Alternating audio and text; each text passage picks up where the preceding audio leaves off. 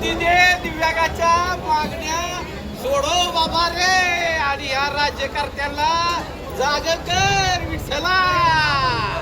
हे विठ्ठला या जागृत दिव्यांगाची मागणी सोडव रे. या राजकीय नेत्यांना जाग येऊ दे रे. आता कसं वाटतं कोणी जबाबदारी घेणार?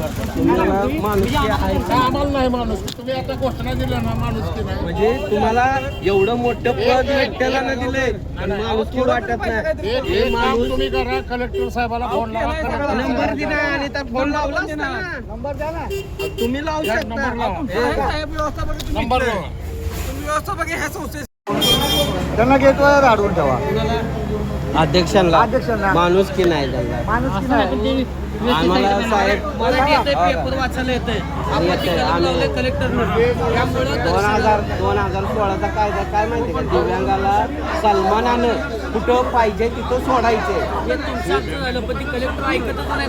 कलेक्टरला लावा ना कोण अशी अशी दिव्यांग आल्यात. तुम्हाला माणुसकी असती ना तुम्हाला विठ्ठलाची कलेक्टरला फोन लावा.